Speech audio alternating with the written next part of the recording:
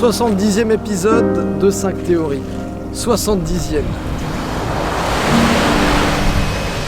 Alors, après m'être fait poursuivre par des zombies, coursé par le Bigfoot et avoir manqué d'oxygène en vous faisant un épisode sous l'eau, permettez-moi de m'asseoir, d'admirer le ciel et de vous parler de son plus grand mystère.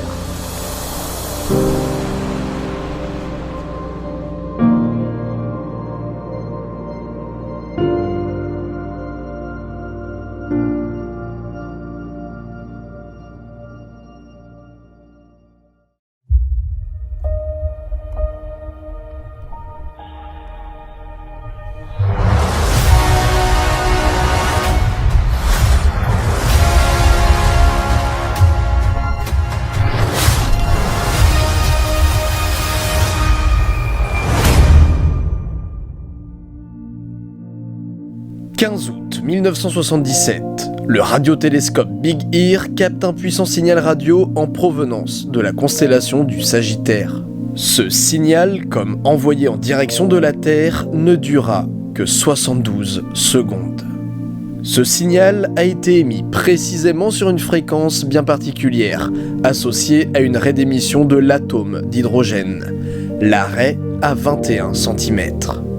Puisque la poussière interstellaire est transparente à cette longueur d'onde et qu'elle est la raie d'émission naturelle de l'élément le plus abondant de l'univers, l'hydrogène donc, c'est une fréquence sur laquelle on s'attend à recevoir d'éventuels signaux de civilisation extraterrestre, si jamais une telle civilisation existe réellement. Jerry R. Heyman, stupéfié et chamboulé par ce signal radio que le radiotélescope venait d'intercepter, entoura alors au stylo le passage correspondant sur la sortie imprimée et inscrivit en rouge « Wow », qui donna son nom à ce phénomène, le signal Wow. Aujourd'hui encore, soit plus de 40 ans plus tard, nous ne savons toujours pas l'origine ou la nature de ce signal. Aucune explication ne fait consensus. 72 secondes de mystère pour 40 ans d'incertitude.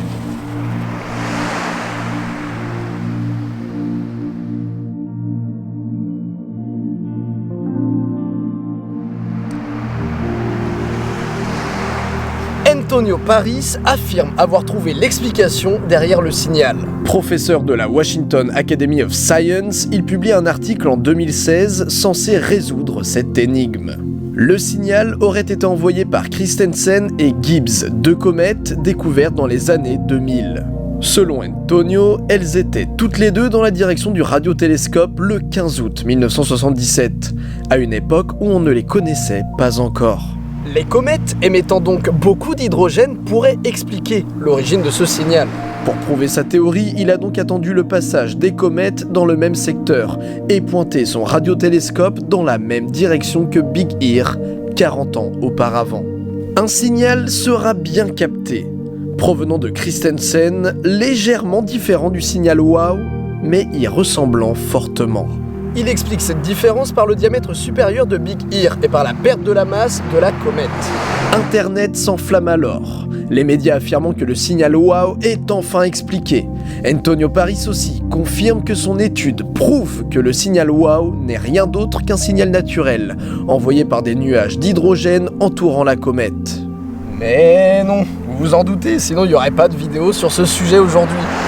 Nombreux sont les astronomes doutant ou réfutant l'hypothèse d'Antonio Paris. C'est le cas notamment du radioastronome Jacques Crovisier qui déclara « L'hypothèse d'Antonio Paris n'est absolument pas crédible. La raie à 21 cm est une raie interdite. Il s'agit donc d'une émission très peu probable de l'atome d'hydrogène, ce qui veut dire qu'il en faut un très grand nombre, ce qui est le cas dans les nuages interstellaires pour avoir un signal détectable. Et ce n'est pas le cas avec les comètes. Il faudrait qu'elles soient des milliers de fois plus brillantes à cette longueur d'onde pour pouvoir rendre compte du signal Wow. Cette raie a déjà été cherchée dans la comète de Halley, sans succès. D'autres vont même jusqu'à dire que les calculs de cette étude sont faux et que Christensen n'était absolument pas dans le champ de Big Ear le 15 août 1977. L'hypothèse cométaire ne fait donc pas du tout consensus, pas du tout. Il faudra alors rechercher une explication ailleurs.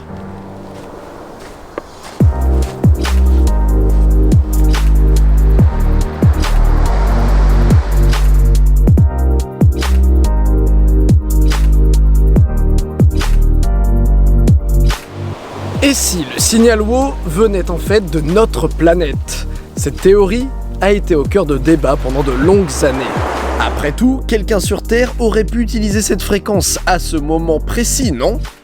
Eh bien non, 1420 MHz, ce n'est pas possible. Cette fréquence n'est utilisée sur Terre par aucun émetteur artificiel. Un accord international existe même pour bannir cette fréquence de tout usage civil comme militaire, au cas où justement une civilisation extraterrestre essayait de communiquer avec nous. Pour émettre la même courbe que ce signal, il faut être très éloigné dans le ciel. On peut donc retirer tout ce qui est hélicoptère et avion de notre réflexion. Restent donc les satellites en orbite autour de notre planète. Mais rien n'est répertorié qui corresponde à cette observation. WOW a été émis sur une fréquence de 1420 MHz.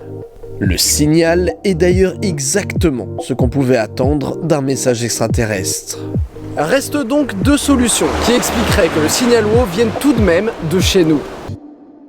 Premièrement, Big Ear aurait pu tout simplement être défaillant pendant ces 72 secondes et tout simplement partir en sucette. Un bug, un léger problème mécanique qui aurait fait que le radiotélescope se serait mis à s'agiter et imprimer un signal qu'il n'a en réalité jamais capté. Rien ne fait pourtant penser que Big Ear aurait pu dysfonctionner, mais ne sait-on jamais. Deuxièmement, un satellite secret, un satellite espion, qui serait donc non répertorié.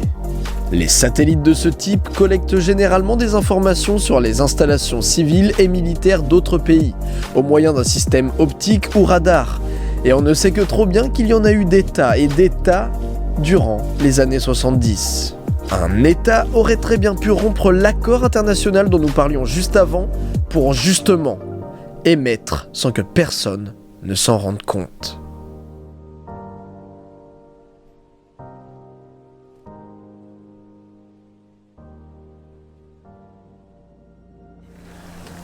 Dieu nous aurait-il envoyé un message ?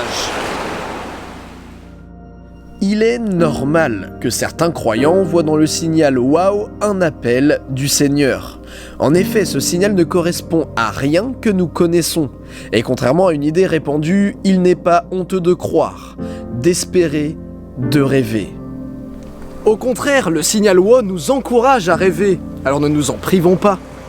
Il fut capté le 15 août, le jour de l'Assomption.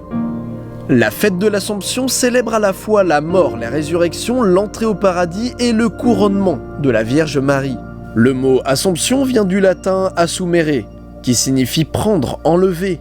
Marie fut ainsi enlevée au ciel, en corps et en âme.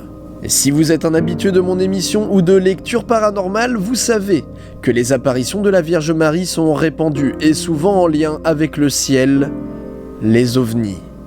Le signal WOW dura 72 secondes. Dans la Bible, la psaume 72 nous parle de Dieu et de sa domination sur la planète. Que son nom dure à jamais, tant que brillera le soleil, que son nom se propage. Dans le Coran, la sourate 72 nous parle même d'un message. Nous avons certes entendu une lecture merveilleuse, qui guide vers la droiture, mais quiconque prête l'oreille maintenant trouve contre lui un bolide aux aguets. Et s'ils se maintenaient dans la bonne direction, nous les aurions abreuvés, certes d'une eau abondante afin de les y éprouver. Et quiconque se détourne du rappel de son Seigneur, il l'achemine vers un châtiment sans cesse croissant. Je ne puis que transmettre une communication et des messages émanant d'Allah. Il ne dévoile son mystère à personne sauf à celui qu'il agrée comme messager, et qu'il fait précéder et suivre des gardiens vigilants, afin qu'ils sachent s'ils ont bien transmis les messages de leur Seigneur. Le signal WOW est-il la preuve de l'existence d'une entité supérieure voulant nous rassurer, nous guider vers la lumière comme le pensent certains croyants ? À moins que...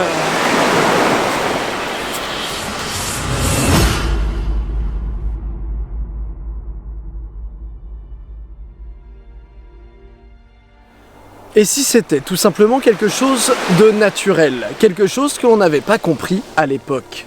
Un astéroïde? Non. Les astéroïdes n'émettent pas un champ magnétique suffisamment puissant pour générer notre fameux 6EQUJ5. Une planète alors? Ouais, 1420 MHz, c'est pas vraiment la signature d'une planète. D'ailleurs, le 15 août, dans la direction de Big Ear, il n'y avait ni planète ni astéroïde en fait. On le disait déjà en 1977, et même en refaisant les calculs avec les découvertes d'aujourd'hui, rien.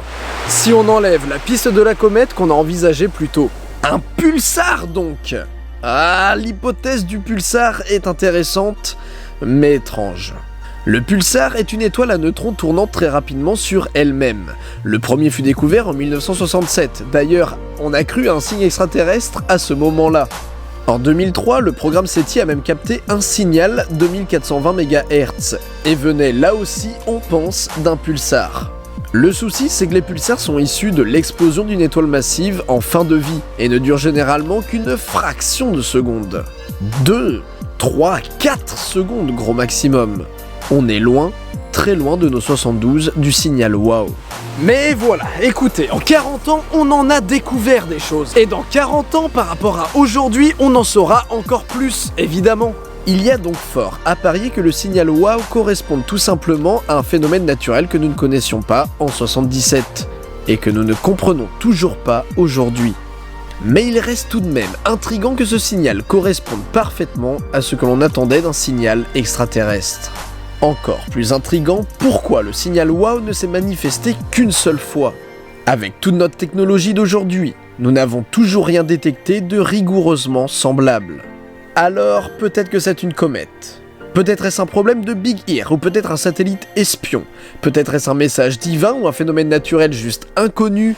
Mais pour une fois, la théorie extraterrestre, celle qui nous fait rêver et fantasmer depuis toujours, est enfin crédible et même respectable. Longtemps qu'on s'en moque un peu dans cette émission. Oui. Mais il est temps de découvrir pourquoi le signal WOW est considéré comme un potentiel réel signe extraterrestre.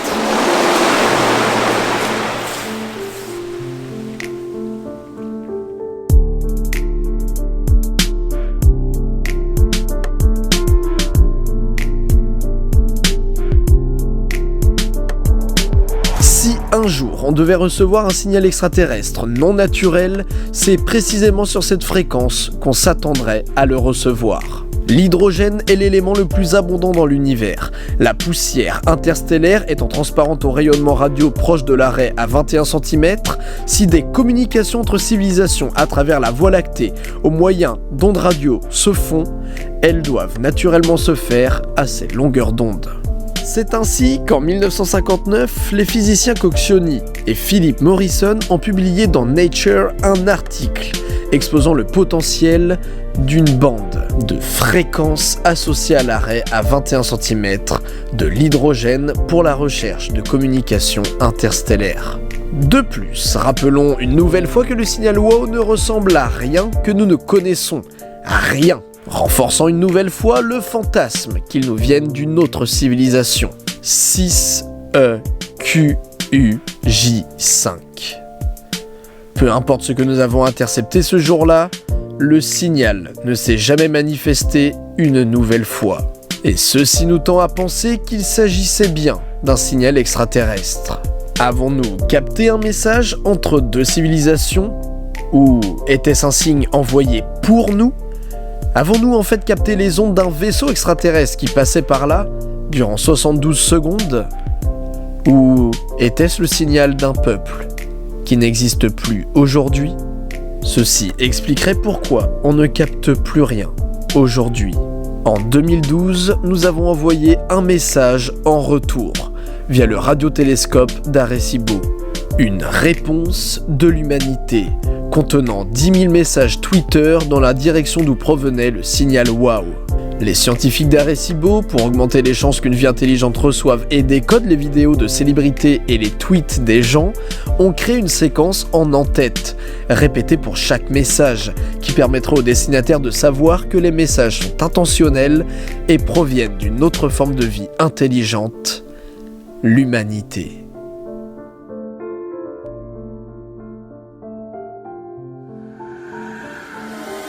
L'espoir est réel. Le rêve peut être réalité. La théorie plus que probable. Le signal WOW reste sans explication, certes, mais il demeure le signe potentiel que nous ne sommes peut-être pas seuls. C'était Didi Chanduidoui sur une plage, en France, sur Terre, dans la Voie lactée, au fond du super amas de la Vierge, au beau milieu de l'univers observable. À la prochaine pour de nouvelles théories.